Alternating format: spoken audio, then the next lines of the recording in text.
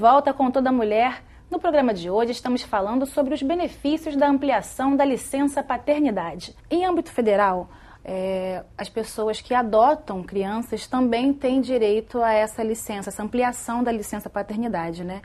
No projeto estadual, isso não aconteceu. Você pode explicar por quê, deputado? Posso sim. A minha PEC, que estendia a licença paternidade, era a PEC 9 de 2016. Ela englobava tanto os pais biológicos quanto os pais adotivos. Só que a gente elaborou uma outra PEC, junto com o deputado Marcelo Freixo, com todas as deputadas aqui da casa, que era uma PEC que tratava de perda gestacional. Ou seja, os direitos da mulher quando ela está grávida e perde, né, o neném antes do nascimento, antes do feto estar completamente desenvolvido. Isso é um processo extremamente traumático na vida da mulher, tanto física quanto psicologicamente. E aí a gente fez uma legislação que tentou também delimitar, de acordo com cada caso do desenvolvimento, qual seria o período que a mulher teria direito a uma licença. E nessa PEC a gente estendeu, no caso das servidoras públicas do Estado. E nessa PEC a gente também estendeu isso ao caso da licença paternidade em caso de perda gestacional, tanto porque o homem também sofre um impacto psicológico, quanto porque é importante que ele compartilhe desse momento de dor junto à mulher que vivenciou esse trauma.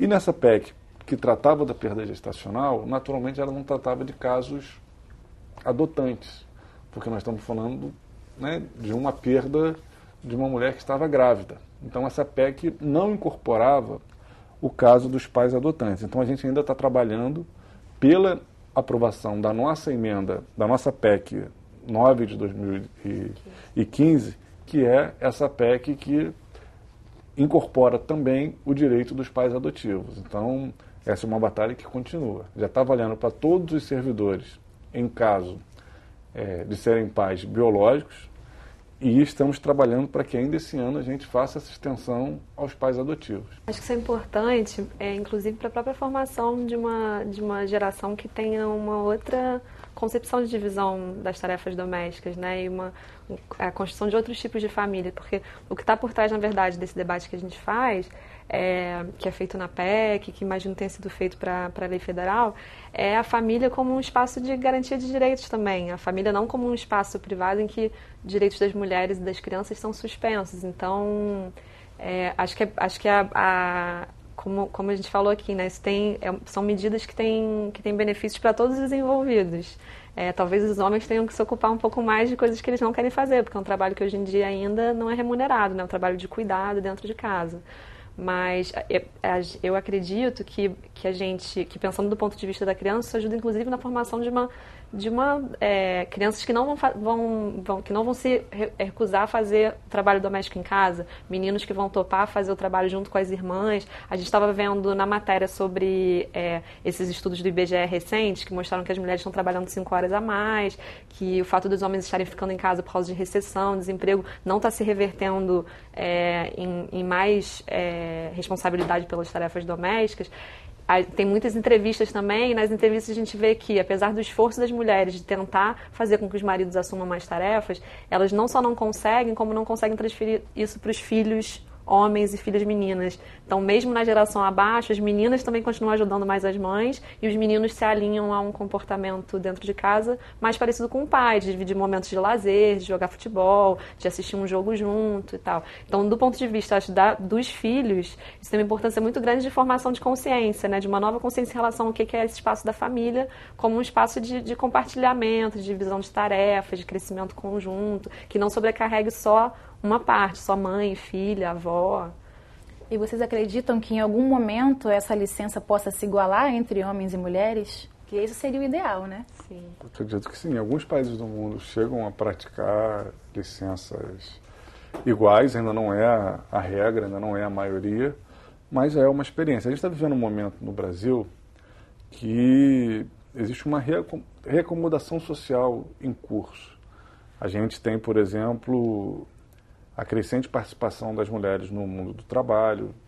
Hoje, o número de mulheres que são aprovadas em concursos públicos é cada vez maior, em muitos casos, maior que o dos homens. Recentemente, eu participei aqui da recepção a uma turma de novos defensores públicos, onde 80% da turma eram de mulheres, aprovadas naquele concurso e sendo convocadas para compor aquela turma.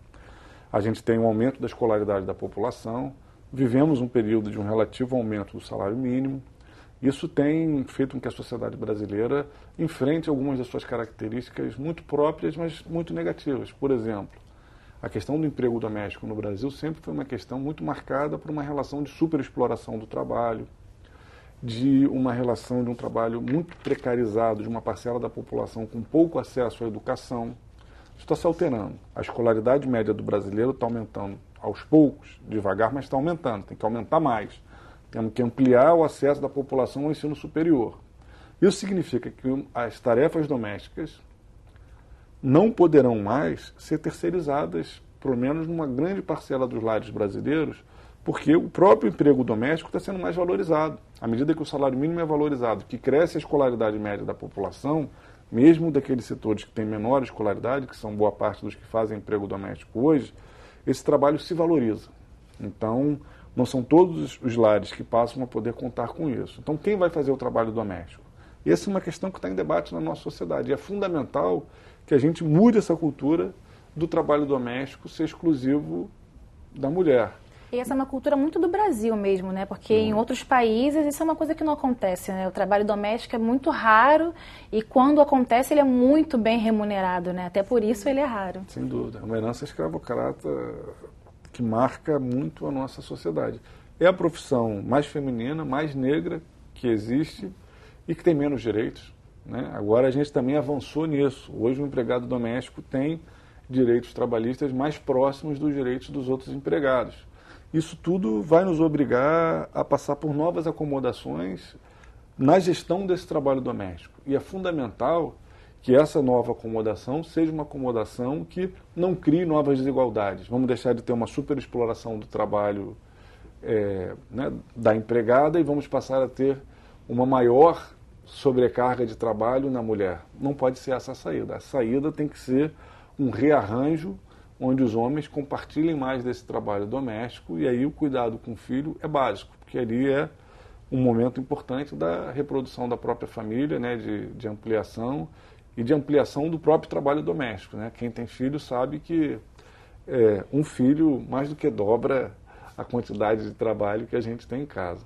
Hoje em dia, essa pesquisa do IBGE que saiu no início desse ano, no final do ano passado, a gente pensando nessa coisa do espaço privado, né? Acho que essas reformas legislativas são muito importantes para incidir no espaço privado, seja na situação da empregada doméstica, que é uma trabalhadora que ela não está no espaço público, ela está dentro da casa de outra pessoa, então geralmente é um lugar em que você pode sofrer mais violações, você não está, né, no olho público, você não está numa empresa, você não está no parlamento, e a mesma situação da mulher, que trabalha em casa de graça. Então é importante que essas reformas legislativas elas incidam na esfera privada também, né? Na vida das famílias, na vida das trabalhadoras que trabalham dentro da casa de outras pessoas.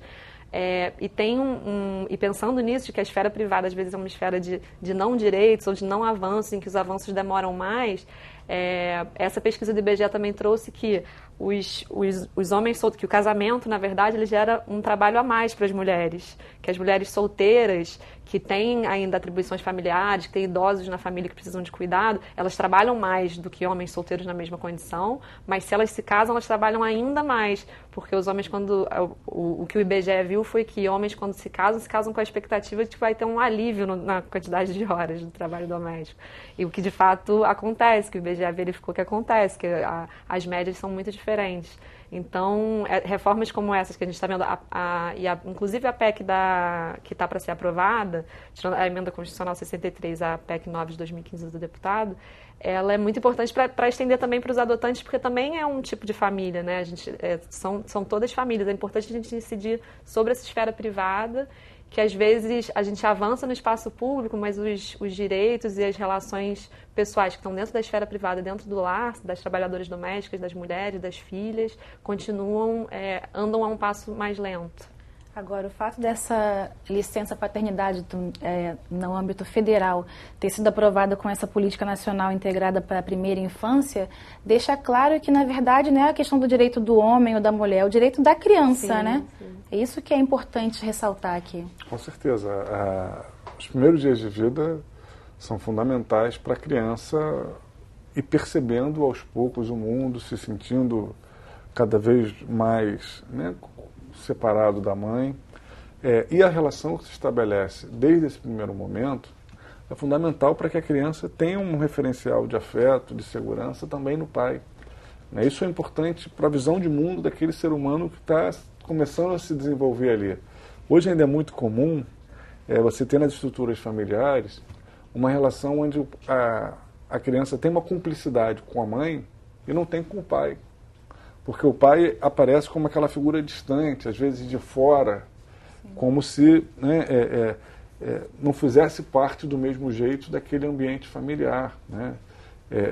Isso gera na própria criança um determinado tipo de olhar, um tipo de desenvolvimento, e acho que o que está em jogo é tentar, né, reorganizar as relações familiares para que essa criança possa ter o desenvolvimento mais saudável. E claro, essas outras questões estão todas colocadas, né? A gestão do trabalho doméstico, o processo educacional dos filhos, né? A gente tem hoje as creches começando a receber as crianças, às vezes, com 3 meses.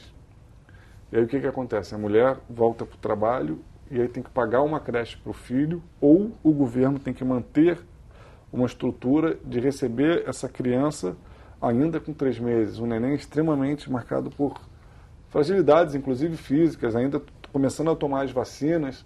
Então, a ampliação da licença maternidade, que a gente já veio vivenciando, e agora da licença paternidade, é uma forma da gente encarar esse cuidado com a criança na sua integralidade. Não é tão simples assim, a gente tem que ter uma ampliação do serviço de creche. Mas será que uma criança com 3 meses deveria já ir para a creche? Ou a gente estender isso um pouco mais para que essa criança se fortaleça, né, construa mais condições de estar num espaço onde ela vai estar afastada dos pais? Acho que isso tudo está em debate. E a ampliação, né, da licença maternidade e da licença paternidade é uma saída para a questão do cuidado com as crianças, que é uma questão que é da família, mas que também é de toda a sociedade, que fortalece, né, esse âmbito familiar, o pai, a mãe e o próprio desenvolvimento infantil. Ótimo. Obrigada pela participação de vocês no programa de hoje. Nosso tempo, infelizmente, acabou. Obrigado, um prazer. O Toda Mulher fica por aqui. Se você tiver dúvidas ou sugestões, envie para o nosso e-mail todamulher@tvalerj.tv e para rever esse programa, acesse o site www.tvalerj.tv. TV Alerj, o canal do povo fluminense.